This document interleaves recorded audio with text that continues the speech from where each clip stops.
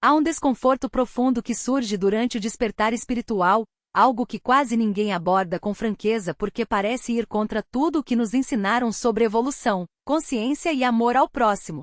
O que acontece é simples mas perturbador. Você percebe que não suporta mais a companhia da maioria das pessoas. Aqueles amigos que antes lhe traziam alegria agora sugam suas energias. Os encontros familiares que antes eram apenas toleráveis, tornam-se insuportáveis. Colegas de trabalho, cuja presença antes era agradável, agora irritam seus nervos. A interação humana, em geral, passa a parecer vazia, exaustiva, profundamente frustrante. E isso incomoda, não é mesmo?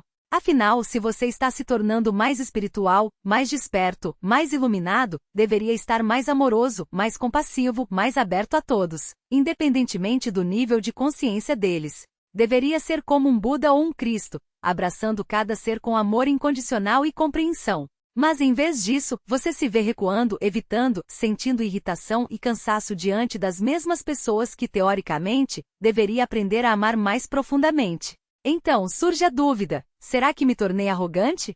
Estou julgando os outros? Caí na armadilha do orgulho espiritual, achando-me superior? Ou será que o processo de despertar deu errado, que estou me tornando menos humano, menos conectado? Algo deve estar fora de ordem, afinal, essa aversão, esse incômodo, essa incapacidade de tolerar a maioria das pessoas não podem ser sinais de crescimento espiritual. Mas quero lhe dizer uma coisa: o que você está vivendo não só é normal, como é praticamente inevitável em certas fases do despertar. Não é sinal de fracasso, nem de orgulho espiritual, muito menos de perda de humanidade. É uma consequência natural de uma transformação específica na consciência, uma mudança que temporariamente cria uma espécie de incompatibilidade entre você e aqueles que ainda não passaram por essa experiência. Antes do despertar, você vivia em uma espécie de transe coletivo, um sonho compartilhado pela humanidade. Nesse estado, as relações com os outros se baseavam em ilusões comuns, crenças partilhadas, suposições sobre a realidade.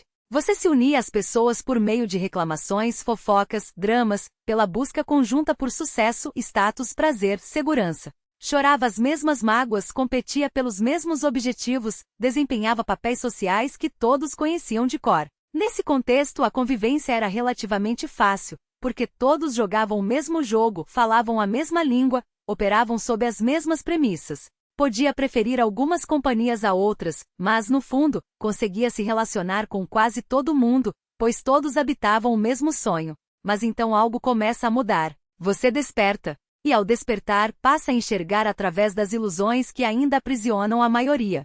Percebe que as obsessões alheias são, no fim das contas, vazias. Vê que os dramas em que as pessoas se envolvem são criações delas mesmas. Entende que os objetivos que perseguem com tanto desespero jamais trarão a satisfação que imaginam. Identifica os padrões inconscientes, os comportamentos automáticos, as reações emocionais que dominam a maioria das interações humanas. E uma vez que enxerga isso, não há como voltar atrás. É como assistir a um filme e, de repente, perceber que é apenas uma ficção, que aqueles são atores em uma tela, que a história não é real. Depois dessa constatação, não dá mais para se perder na trama como se nada tivesse mudado. O encanto se quebrou. Agora, ao interagir com pessoas ainda mergulhadas em seus papéis, absortas em seus dramas, correndo atrás dos mesmos objetivos vazios e reclamando dos mesmos problemas que elas mesmas criaram, surge um descompasso profundo. Elas falam uma língua que você já não entende. Jogam o jogo que você deixou de jogar. Pedem que você participe de uma realidade compartilhada que você já desvendou e não consegue mais fingir acreditar. E isso gera cansaço, uma sensação de falsidade, de tensão. Você é chamado a se encontrar com as pessoas em um lugar onde já não mora mais. Esperam que você se importe com coisas que reconhece como irrelevantes. Exigem que participe de conversas que parecem completamente ocas, que finja interesse por dramas que sabe serem auto-infligidos, que apoie buscas que já sabe que não levarão a lugar algum. Além disso, a maioria das pessoas vive em um estado de baixa presença, com a mente cheia de ruídos. Elas não estão realmente aqui, não estão presentes no momento. Estão perdidas em pensamentos, preocupações, planos, arrependimentos, fantasias. E quando você interage com alguém assim, não há encontro verdadeiro, não há contato genuíno. Você está falando com a construção mental que elas fazem de si mesmas, com a ideia de quem são, não com seu ser real. E isso também se torna exaustivo. Porque você já experimentou a presença autêntica, o contato verdadeiro, o encontro entre seres que estão realmente aqui. E depois de provar disso, a alternativa parece profundamente insatisfatória. É como ter comido comida de verdade e depois ser oferecido um prato de réplicas de plástico. Você reconhece que se parecem com comida, mas não alimentam, não nutrem. Há ainda a questão da energia. Antes do despertar, você provavelmente doava sua energia sem perceber, se deixando arrastar pelos dramas alheios, absorvendo seus estados emocionais, sendo afetado por seus humores, opiniões e julgamentos. Era permeável de um jeito que permitia que as pessoas o esgotassem, o puxassem para seus padrões, o usassem como depósito de sua inconsciência. Mas à medida que desperta, você se torna mais sensível a essas dinâmicas, mais consciente desses movimentos. Sente quando alguém tenta puxá-lo para um drama. Percebe quando tentam descarregar suas emoções em você. Identifica quando uma interação é, na verdade, uma forma de vampirismo energético, em que uma pessoa se alimenta da atenção e das reações da outra. E uma vez que toma consciência disso, você naturalmente começa a proteger sua energia, a estabelecer limites, a recusar participar dessas trocas desgastantes. Só que isso significa que muitas interações que antes eram possíveis agora se tornam intoleráveis. As pessoas que inconscientemente usavam você como fonte de energia, como plateia para seus dramas, como espelho para seus egos, agora lhe parecem desconfortáveis, exaustivas, até tóxicas. E é importante deixar claro, a conexão não seja tão profunda quanto a que você agora anseia. O que importa é discernir em cada interação se há espaço para autenticidade ou se você está apenas repetindo velhos padrões por hábito, por medo ou por uma falsa ideia de dever. Não se trata de rejeitar as pessoas, mas de reconhecer que algumas relações, como certos capítulos de um livro, chegam ao fim não por fracasso, mas porque sua história tomou um novo rumo. E aqui está a verdade incômoda. Muitas vezes, aqueles que mais resistem à sua transformação são justamente os que mais se beneficiavam da sua antiga versão. Eles não querem que você mude porque isso os obriga a confrontar suas próprias limitações.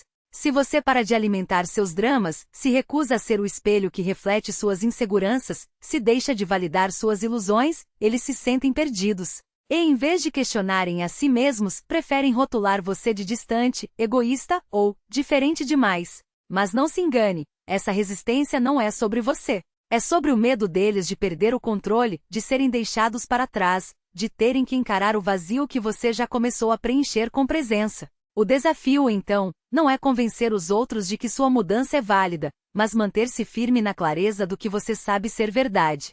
Porque, no fundo, a única aprovação que importa é a da sua própria consciência. Se você se permite ser arrastado de volta ao jogo das expectativas alheias, se sacrifica sua paz para evitar conflitos, está traindo a si mesmo.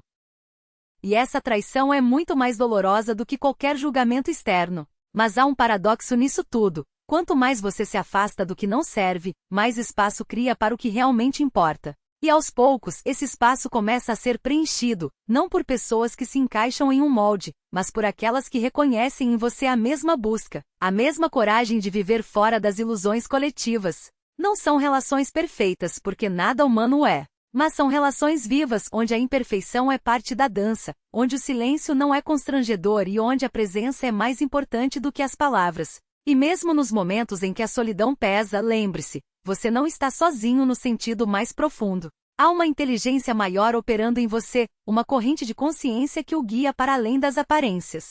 Cada escolha de autenticidade, por menor que seja, é um passo nessa direção.